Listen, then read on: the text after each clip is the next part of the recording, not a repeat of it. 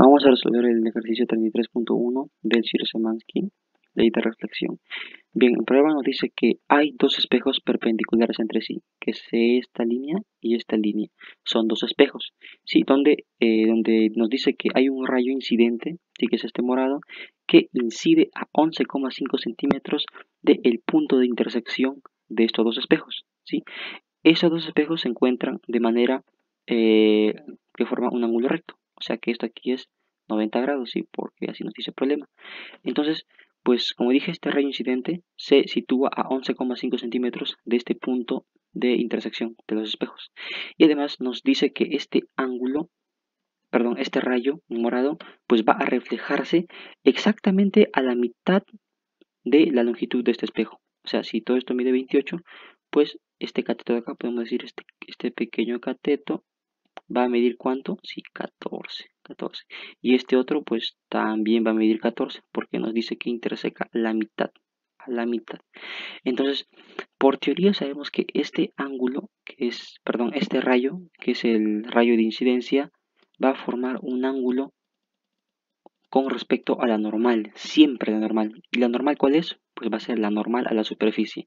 A esta superficie del espejo hay una normal que la estoy punteando con líneas negras. Y el ángulo que forma el rayo con la normal se le conoce como ángulo de incidencia. Y se le denota como teta sub A, bueno, en el libro. Pero también sabemos que por la ley de reflexión, este rayo se va a reflejar. Sí, se va a reflejar y va a formar un ángulo teta sub R, que es el ángulo de reflexión.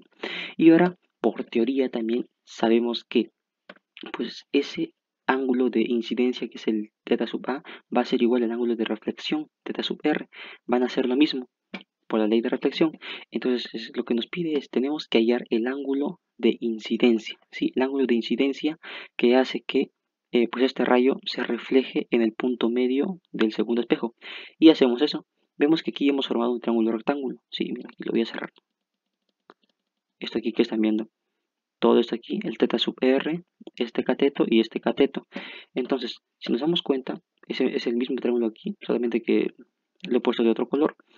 Si nos damos cuenta aquí, veremos que este cateto de acá, ¿sí? Este cateto de este lado va a medir 14, ¿sí? 14 porque es la mitad del segundo espejo. Y este otro cateto va a medir, sí, 11,5, sí, 11,5.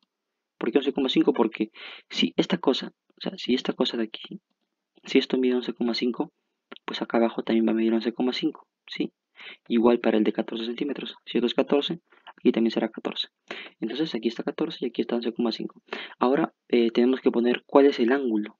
Sí, el ángulo. El ángulo es este de aquí, el ángulo de reflexión, el teta sub r. Aquí está el teta sub r. Entonces vamos a hallar una expresión trigonométrica que nos ayude a hallar el teta sub r. Y pues vemos que en este caso aquí sería la tangente, ¿cierto? Más fácil. Entonces decimos la tangente de este ángulo teta sub r.